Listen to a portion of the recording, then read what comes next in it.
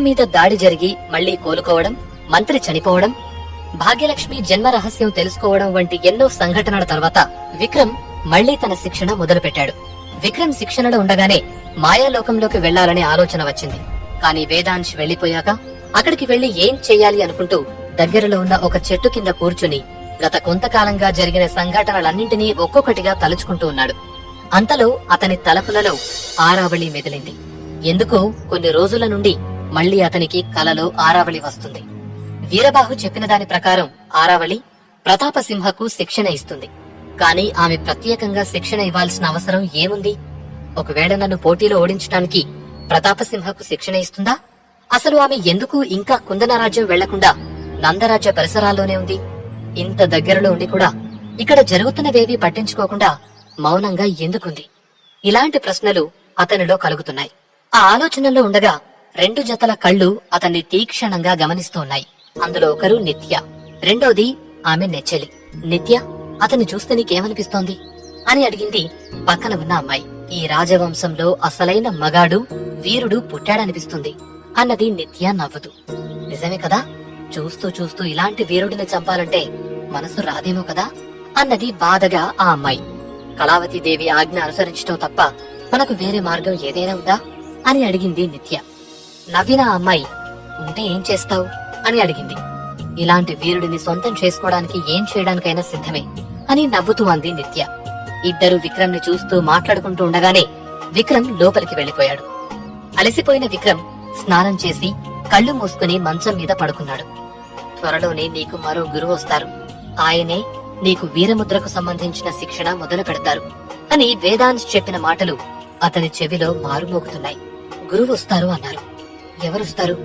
నా జీవితంలోకి ఎలా రాబోతున్నారు వాళ్ళు? అసలు ఆయనెవరో అని విక్రమ్ ఆలోచిస్తూ ఉండగానే చీకటి అలుముకున్న గదిలో హఠాత్తుగా వెలుతురు రావడంతో వెంటనే లేచి కూర్చుని చుట్టూ చూశాడు విక్రమ్. ఎదురుగా టేబుల్ మీద ఉన్న మాయ పుస్తకం నిశీధి మర్మం తెరుచుకుని ఉంది. అందులో నుండి వస్తున్న వెలుగు అది. ఆ పుస్తకంలో ఇప్పటి వరకు కేవలం 2 పేజీలు మాత్రమే విక్రమ్ కి కనపడ్డాయి.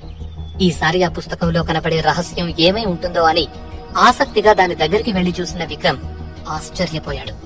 అందులో కొండలు, గుట్టలు, నదులు అన్నీ ఎదురుగా ఉన్నాయా అన్నట్టుగా కనిపిస్తున్నాయి.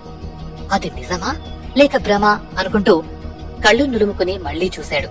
అదే దృశ్యం మళ్లీ కనిపించేసరికి, అంటే ఈ పుస్తకం ద్వారా మరో లోకానికి వెళ్ళొచ్చా అనే ఆలోచన వచ్చింది. అంతలో అబ్బబ్బా, అన్ని ప్రశ్నలు, ఆలోచనలు ఎలా వస్తున్నాయ్యా నీకు? నీ ఆలోచనలకు నాకు పిచ్చెక్కేలా ఉంది అని ఎవరివో మాటలు వినిపించాయి. ఆ మాటలకు షాక్ అయి చుట్టూ చూశాడు విక్రమ్. ఎవరూ కనపడలేదు. నిజంగా ఈ పుస్తకం నిన్నే ఎంచుకుందా అని అనుమానంగా ఉంది అని మళ్లీ వినిపించింది ఆ గొంతు. ఆ గొంతు ఎక్కడి నుండి వస్తుందో, అది ఎవరిదో అర్థం కాక చుట్టూ చూశాడు. అటూ ఇటూ ఏం చూస్తావులే గాని ఎదురుగా చూడవయ్యా అని వినిపించింది. విక్రమ్ ఆశ్చర్యపోతూ ఎదురుగా ఉన్న పుస్తకం లోపలికి చూశాడు. ఇక్కడ చూడు, ఇక్కడ, ఇదిగో ఇటువైపు అని ఆ పుస్తకంలో కనిపిస్తున్న కొండ నుండి మాటలు వినిపించేసరికి కళ్ళు పెద్దవి చేసి ఒక కొండ వైపు చూశాడు. ఆ కొండపైన ఒక పెద్ద చెట్టు. ఆ చెట్టు పైన కూర్చుని ఒక పెద్ద పిల్లి ఉంది. విక్రమ్ తన వేలితో ఆ పేజీని ముట్టుకోవాలి అనుకున్నాడు. కాని షాక్ కొట్టినట్టు అవటంతో వేలుని వెంటనే వెనక్కి తీసుకున్నాడు. మహానుభావా, నీ పిచ్చి ప్రయత్నాలు ఆపి కాస్త నా గోడు వినవయ్యా అంది పిల్లి కోపంగా అరుస్తూ. ఖచ్చితంగా ఎవరో ఆ పిల్లిని అందులో బంధించి ఉంటారనుకున్న విక్రమ్, అసలు నువ్వు ఇందులోకి ఎలా వెళ్ళావు అని అడిగాడు. పెళ్లి చూపుల కోసం వెళ్ళానులే అని వెటకారంగా అన్నది ఆ పిల్లి. అది కావాలని వేలాకోళం చేస్తుందని అర్థం చేసుకున్న విక్రమ్, ఓ అలాగా, మరి పిల్ల నచ్చిందా అని అడిగాడు అంతే వెటకారంగా. విక్రమ్ మాటలకు ఆ పిల్లికి కోపం వచ్చింది. ఇలాగే పిచ్చివాగుడు వాగితే బయటకొచ్చి నిన్ను మింగేస్తా అని కోపంతో అరుస్తూ ఉంది. విక్రమ్ గట్టిగా నవ్వుతూ, నిజంగా బయటకొచ్చేదానివైతే ఈ పాటికి వచ్చేదానివి కదా అన్నాడు. ఒరే విధవా, దానివి కాదు, నేను ఆడ కాదు, మగాడిని, నా పేరు బంగారం అంది. బంగారమా? ఎవరి బంగారం? ఏం బంగారం అంటూ గట్టిగా నవ్వాడు విక్రమ్. విక్రమ్ మాటలకు పిల్లికి చిర్రెత్తుకొచ్చి అతని పైకి దూకి పీక కొరికేయాలని చెట్టు నుండి పైకెగిరింది. కాని మధ్యలో ఉన్న రక్షణ గోడ తగిలి ధన్మంటూ కింద పడింది. అది చూసి విక్రమ్ నవ్వుతూ, అంత తేలికగా రాలేవని మర్చిపోయినట్లున్నారు బంగారం గారు అన్నాడు. ఆ మాటలు విని నిట్టూర్చి తల దించుకుని కూర్చుంది బంగారం. నా కర్మ, ఇన్ని వేల సంవత్సరాలు ఇందులో బందీగా ఉండిపోయి బుర్ర పనిచేయటం లేదు అంది బాధగా. ఇంతకీ నిన్నిందులో ఎవరు బంధించారు, ఎందుకు బంధించారు అని అడిగాడు విక్రమ్. పరశురాముడు తెలుసా నీకు? హా, ఆయన నా పిచ్చిగాని ఆయన తెలియని వాళ్ళు ఎవరుంటారులే, ఆయనే నన్ను శపించి ఇక్కడ బంధించారు అన్నాడు బంగారం. ఆయనకి కోపం తెప్పించే పని నువ్వేం చేశావు బంగారం అని నవ్వుతూ ఆశ్చర్యంగా అడిగాడు విక్రమ్. విక్రమ్ నవ్వు చూసి వస్తున్న కోపాన్ని ఆపుకుంటూ, ఎందుకు అంటే ఇంద్రుడి ఇంట్లో పెరుగు తిన్నా అని, పాల సముద్రంలో పాలు తాగానని, ఆ వినాయకుడి వాహనమైన ఎలుక తిన్నా అని అంటూ చిరాకు పడింది పిల్లి. ఓ, అలా అయితే ఇక్కడే ఉండాలే అన్నాడు విక్రమ్ నవ్వుతూ. ఒరే దుర్మార్గుడా, ముందు నన్ను ఇక్కడి నుంచి బయటకు లాగరా, తర్వాత నీ ప్రశ్నలన్నింటికీ సమాధానం ఇస్తాను అని కోపంగా అన్నాడు బంగారం. ఇష్టం వచ్చినట్లు మాట్లాడితే పుస్తకం మూసేస్తాను. మర్యాదగా నేను అడిగే ప్రశ్నలకు సరైన సమాధానం ఇవ్వు, అప్పుడు నిన్ను బయటకు తీసుకురావాలా వద్దానా ఆలోచిస్తాను అని కోపం నటిస్తూ అన్నాడు విక్రమ్. విక్రమ్ కోపం చూసి అన్నంత పని చేస్తాడని భయపడింది బంగారం. అసలు జరిగిందేంటో చెప్పింది. ఇందులో బంధింపబడిన 8,000 సంవత్సరాల తర్వాత మొదటిసారి ఒక మనిషి వల్ల బయటకొస్తానని పరశురాముడు చెప్పాడు. విశ్వం, సమయం, శూన్యానికి సంబంధించిన వీరముద్ర సంపాదించిన వీరుడొకడు వస్తాడు. వాడికి శిక్షణ కోసం నువ్వు ఉపయోగపడతావు. అతని శిక్షణ పూర్తయిన తర్వాతే నీకు పూర్తి స్వాతంత్ర్యం లభిస్తుంది అని చెప్పాడు. చూడబ్బాయ్, నీకు వీరముద్ర రావటం, దానికి శిక్షణ కోసం ఒక గురువు అవసరం పడటం నాకు తెలుసు. నేను వచ్చింది కూడా అందుకే. నేనే ఇక నీకు కాబోయే గురువును అంది బంగారం గంభీరంగా. గట్టిగా నవ్విన విక్రమ్, నువ్వు నాకు గురువా?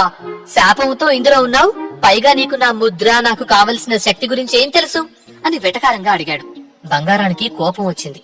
రే మూర్ఖుడా, నేను పిల్లలా కనపడుతున్నా కాని నేను ఒక మనిషినిరా. ఆయన శాపం వల్ల పిల్లిలాగా ఉన్నాను.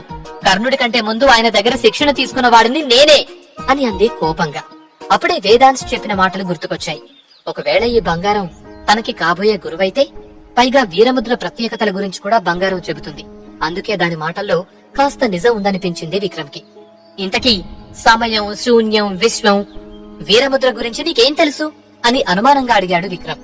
దానికి గట్టిగా నవ్విన బంగారం, ఆ కాలంలో ఆ ముద్ర వచ్చిన వీరుడు కర్ణుడు కూడా ఒకడు. ఆ కారణంతోనే పరశురాముడు కర్ణుడికి కూడా శిక్షణ ఇచ్చారు అంది బంగారం.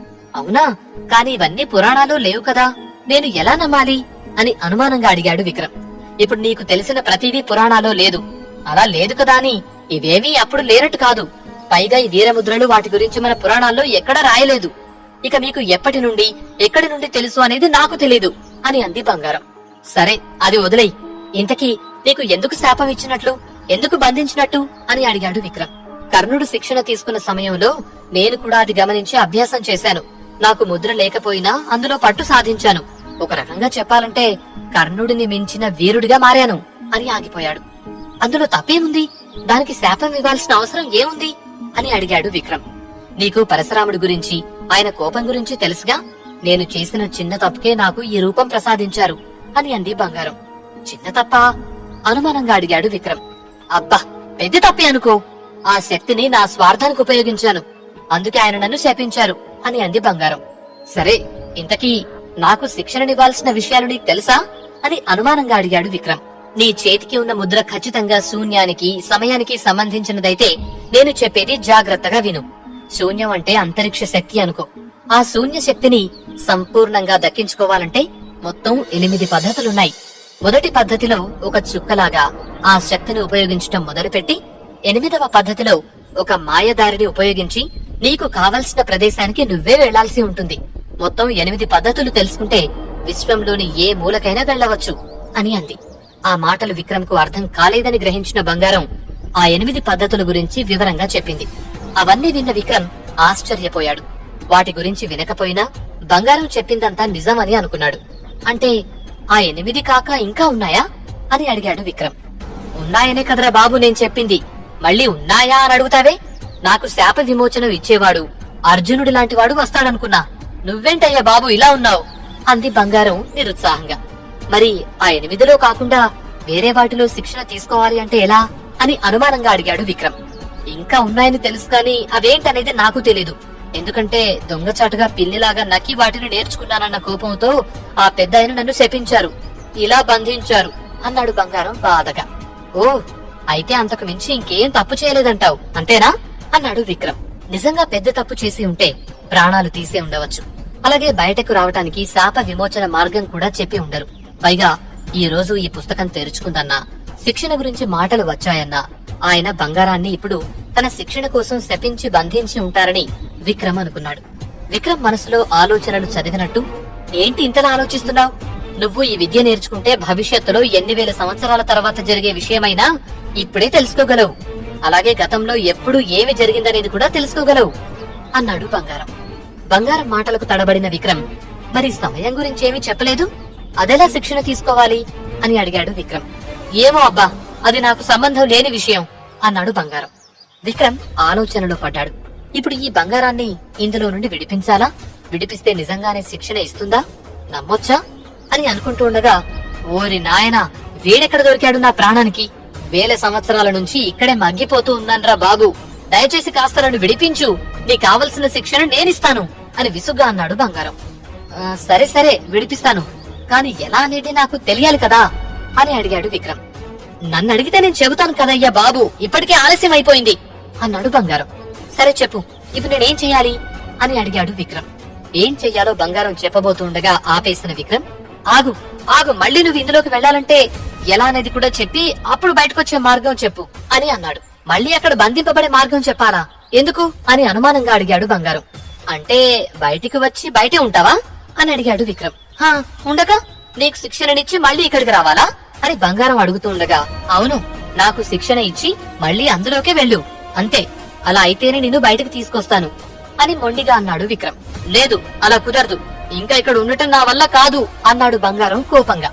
నీకు కుదరదు అంటే నిన్ను తీసుకురావటం నాకు కుదరదు, అంతే కోపంగా అన్నాడు విక్రమ్. కుదరదు అంటే నీ కర్మ, చూస్తా నీకు శిక్షణనిచ్చే వాళ్ళు ఎవరు దొరుకుతారో, పోరా పో అని బంగారం ఆవేశంగా అంటుంటే, నువ్వు కాకపోతే ఇంకొకరు, ఆ ఈశ్వరుడే నా పక్కనున్నాడు, ఆయనే ఏదో ఒక మార్గం చూపిస్తాడు, ఇక నువ్వు ఇక్కడే చావు, నేనే నిన్ను విడిపించాలని ఆయన నిన్ను ఇందులో బంధించుంటే, ఒకవేళ నేను నిన్ను శాప విమోచనం చేయకపోతే ఇక ఎవరూ చేయరు, నీ జీవితం ఇక్కడే ఇలాగే ముగిసిపోవాలి అంటూ పుస్తకం మూసేస్తున్నట్టు నటించాడు విక్రమ్.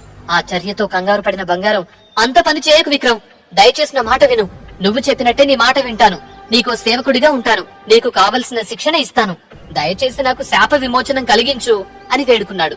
విక్రమ్ నవ్వుతూ, అలా దారిలోకి రా, ఇప్పుడు చెప్పు, నేను ఇందులో ఎలా పెట్టవచ్చు, అలాగే ఎలా బయటకు తీసుకురావచ్చు అని అడిగాడు. బంగారం మీద విక్రమ్ కి పూర్తి నమ్మకం కలగలేదు. బంగారాన్ని బయటకు తీసుకొచ్చిన తర్వాత ఎలాంటి ఇబ్బందులు వస్తాయోనని ఇలా ఆలోచించాడు. బంగారం బయటకు వచ్చాక విక్రమ్ జీవితంలో వచ్చే మార్పులేమిటి?